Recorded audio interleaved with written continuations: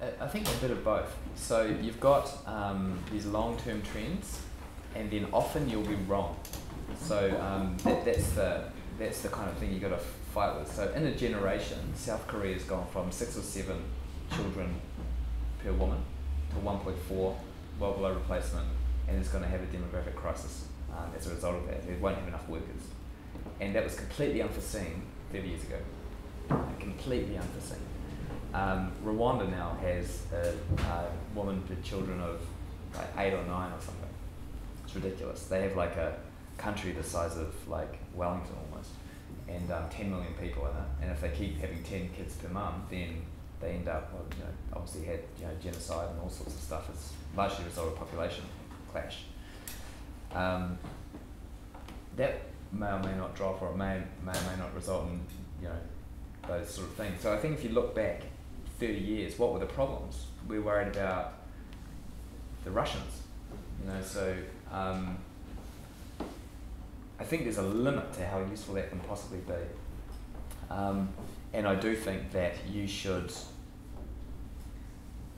bet on what you think is going to happen from a business perspective, bearing in mind that you're making a bet and you might be wrong. So I think the value of the longer term thinking is really to be able to surface the best of what we know rather than to speculate about things. So saying that African mothers have too many kids, that is not universally true anymore, or that Africa has a food crisis. That is not universally true. Top 20 countries growing in the world, there's a few African ones in there. So I think the value is in having the best possible data and knowledge, not opinion. So you sort of thinking that the world is going to end. It's like, okay, that's one scenario. The world's going to end. What are the other potential scenarios, and how do we now act on those potential scenarios? This climate change thing, I think we're all over the fact that is it happening, or is it real, or whatever. But the question is, but what do we actually want to do? So that probably needs to be quite tactical and quite practical and pragmatic. So you can't bring in a tax on carbon, which will get rid of carbon any more than you can get rid of carbohydrates in our diet in a hurry. Those are gradual changes that you need to do. So what is the best program to actually achieve to go in that direction? Because that seems to be a pretty good direction for us to be going in. So I think the value of long-term planning is to allow you to stand back and sort of see that stuff and inform your view.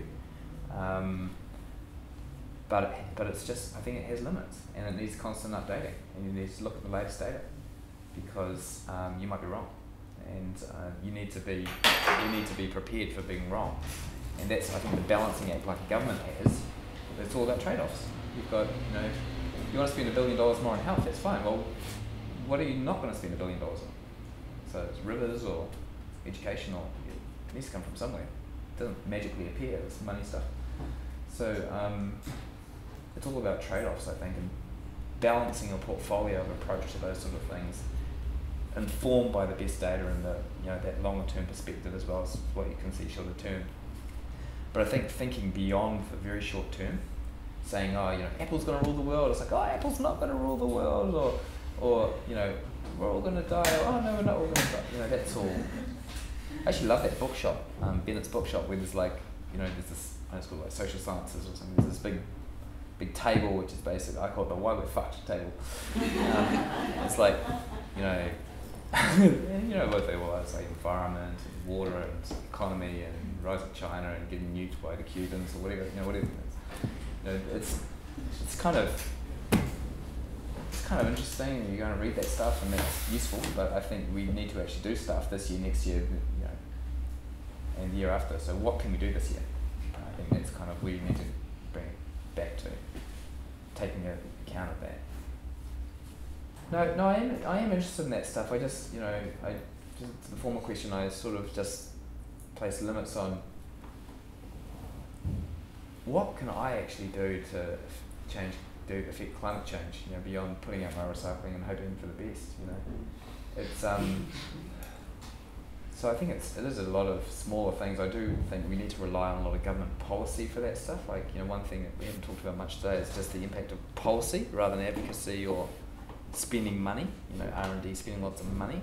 To me, policy is actually where the highest impact levers are, because you go and you can spend lots of money and build this business or whatever. That's, you know, one sort of approach that can go huge. And then the other one is just saying, well, you are no longer allowed to have cars with leaded fuel in them. It's like, and then that stops. So you're saying that if you really want to have a big impact on the world, policy is where it's at, and jobs and that kind of thing. Well, I think policy is the biggest, you know, probably the biggest lever. And, you know, the biggest problem that these countries where I work in Africa and India and these sort of places are is a failing of policy, enforcement of policy, governance, all that. You know, the European Common Agricultural Policy is, you know, a major problem for agricultural countries in Africa. So, you know, they're positive and negative. So I think people are poor in Africa as a result, and die in Africa as a result of that policy. And there are, you know, a more recent one was, you know, USAID, who did all the aid and drops all the aid. You know, they drop corn into wherever's hungry that month, you know, like Kenya, say. So Kenya's out of food. They're not out of food. They've got food in the south. But what the US does is they come in and they buy all their surplus grain out of the US and they dump it all in there. And so grain is basically now free. There's no market price for grain. There's no incentive for farmers to plant grain. And so next year there's no grain and they're hungry and they need to get it from Iowa again. So you have these unintended consequences from policy, you know, which is, and the UK I think has changed their policy now that they buy all the grain locally. So they go into a country that's hungry and they basically pay whatever they have to pay to get the food from the farmers in the south. They buy it off the farmers in the south and they put it in the north and do the distribution side.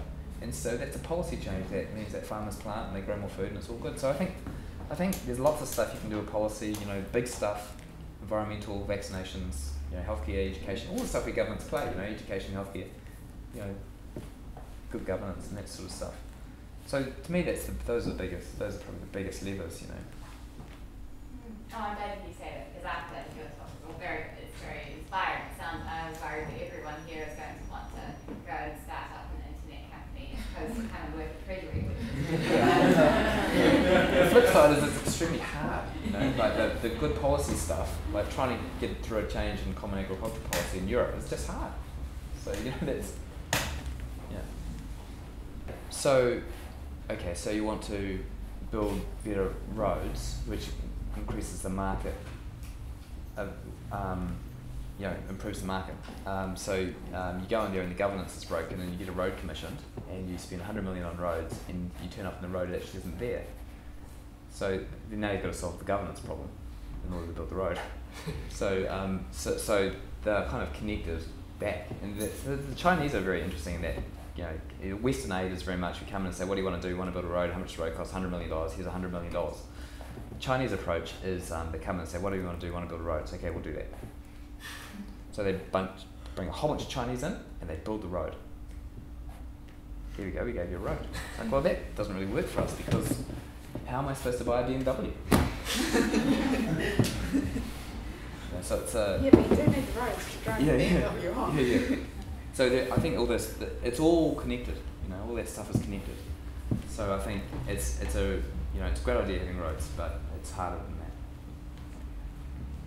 And then you've got to have economics where it's actually economic for someone to ship grain to there, and then they have money to pay for it and all those other issues. Yeah, but there's never been a famine in a country with roads. Was a stat we got in Econ 105. Yeah, no, that's right. But that is not a causative effect. So there's never been a famine in a country without an Apple store either. But if you put an Apple store in the country, there won't be any more famines.